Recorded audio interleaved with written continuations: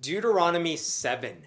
After all that time we just spent going over the rules again, you would think thou shalt not kill is pretty much ingrained in everything these people do. And yet this chapter is all about how to commit genocide. With God's help. I know you think I'm joking. Surely there isn't a chapter in the Bible dedicated to genocide. But there is. This one is all about how to conquer your enemies. When the Lord your God brings you into the land you are entering to possess and drives out before you many nations, the Hittites, Girgashites, Amorites, Canaanites, Perizzites, Hivites, and Jebusites, 7 nations larger and stronger than you, and when the Lord your God has delivered them over to you and you have defeated them, then you must destroy them totally. Make no treaty with them and show them no mercy. Do not intermarry with them. Do not give your daughters to their sons or take their daughters for your sons, for they will turn your children away from following me to serve other gods, and the Lord's anger will burn against you and will quickly destroy you. This is what you are to do to them. Break down their altars, smash their sacred stones, cut down their Asherah poles, and burn their idols in the fire. For you are a people holy to the Lord your God. The Lord your God has chosen you out of all the peoples on the face of the earth to be his people, his treasured possession. What the hell? We've now entered into racist war crimes territory. God is not a fan of the Geneva Conventions. Don't just defeat them, show them no mercy. That's a direct quote from God, who apparently doubles as a mafia don. Don't make friends. Don't let your kids befriend their kids, because intertribal marriages might lead to intertribal children, which might lead to more peace between nations, and we cannot have that. So kill them and torture them and damage all their property and then set their idols on fire. Quick math tangent. If these 7 nations are each larger than Israel, and Israel has at least a couple million people already, then we're talking over 20 million people in the region, which seems like way too many given the area we're working with. And also means we're about to see one of the biggest genocides ever. The Lord did not set his affection on you and choose you because you were more numerous than other peoples, for you were the fewest of all peoples. But it was because the Lord loved you and kept the oath he swore to your ancestors that he brought you out with a mighty hand and redeemed you from the land of slavery, from the power of Pharaoh, king of Egypt. Know, therefore, that the Lord your God is God. He is the faithful God, keeping his covenant of love to 1,000 generations of those who love him and keep his commandments. But those who hate him, he will repay to their face by destruction. He will not be slow to repay to their face those who hate him. Therefore, take care to follow the commands, decrees, and laws I give you today. Just so we're all clear, these cities that God's people are about to destroy are not full of people who hate God.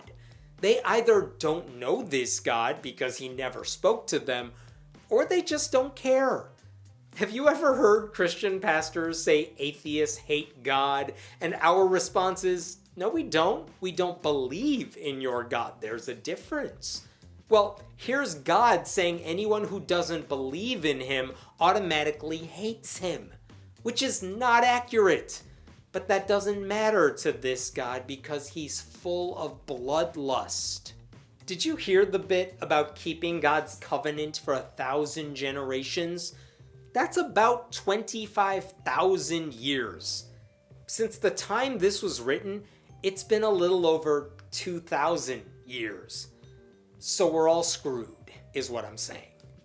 If you pay attention to these laws and are careful to follow them, then the Lord your God will keep his covenant of love with you as he swore to your ancestors.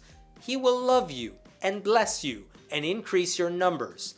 He will bless the fruit of your womb, the crops of your land, your grain, new wine, and olive oil, the calves of your herds, and the lambs of your flocks, in the land he swore to your ancestors to give you. You will be blessed more than any other people. None of your men or women will be childless, nor will any of your livestock be without young. The Lord will keep you free from every disease. He will not inflict on you the horrible diseases you knew in Egypt, but he will inflict them on all who hate you. You must destroy all the peoples the Lord your God gives over to you. Do not look on them with pity, and do not serve their gods, for that will be a snare to you. None of your men or women will be childless is a threat. Not everyone's goal in life is to have kids. My God, these people were for forced birth long before the anti-abortion crowd ever existed. And it's not even true. There are plenty of devout Christians who are infertile and cannot have children. So God is lying. Obviously, the Lord also did not keep his followers free from every disease. I mean, if we've learned anything in recent memory, it's that God's followers do more to spread disease because they put religion over science. But at least God reminds everyone not to have any empathy for the people they're destroying. No pity, just anger and rage. You know the Fox News of their time was like, we need to hire this God immediately. He's great. You may say to yourselves, these nations are stronger than we are. How can we drive them out? But do not be afraid of them. Remember well what the Lord your God did to Pharaoh and to all Egypt. You saw with your own eyes the great trials, the signs and wonders, the mighty hand and outstretched arm with which the Lord your God brought you out. The Lord your God will do the same to all the peoples you now fear. Moreover, the Lord your God will send the hornet among them until even the survivors who hide from you have perished. Well, that's sweet of God, to send murder hornets after the people who survive his reign of terror. Do not be terrified by them, for the Lord your God, who is among you, is a great and awesome God. The Lord your God will drive out those nations before you, little by little. You will not be allowed to eliminate them all at once, or the wild animals will multiply around you. But the Lord your God will deliver them over to you, throwing them into great confusion until they are destroyed.